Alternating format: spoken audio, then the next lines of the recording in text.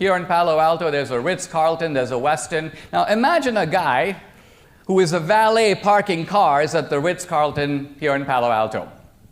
And this guy is paid, let's say, $15 an hour. And let's say that he works 10 hours a day, so he makes 150 bucks. And this guy is now thinking to myself, in those 10 hours, how many cars did I park? Well, I parked, let's say, 100 cars.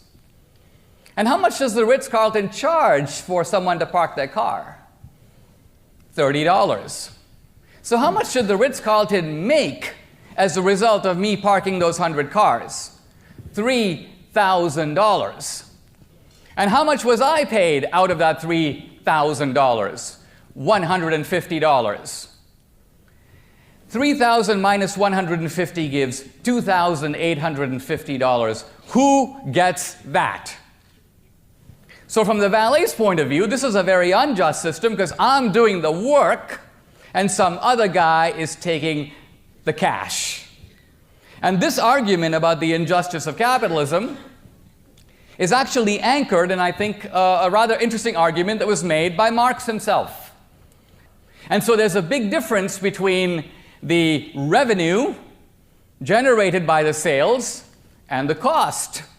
And that difference Marx calls surplus value.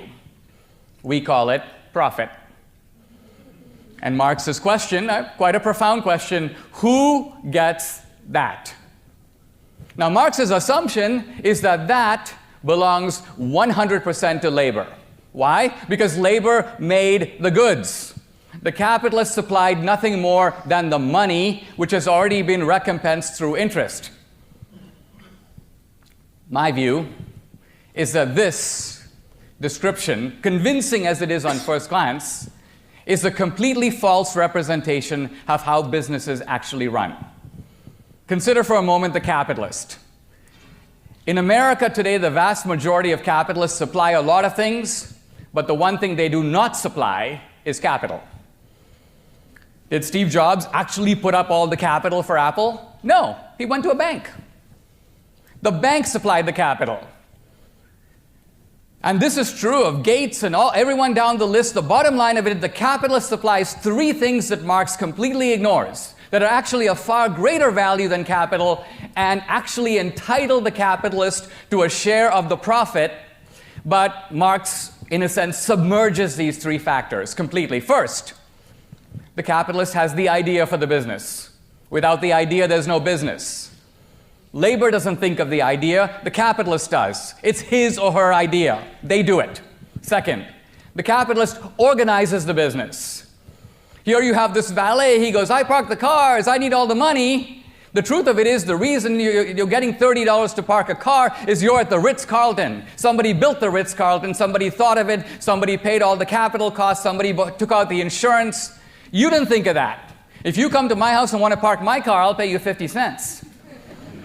So the reason that you're getting $30 is not because of you. It's not your labor that's worth $30. It's the resort that's worth $30. And you didn't create that.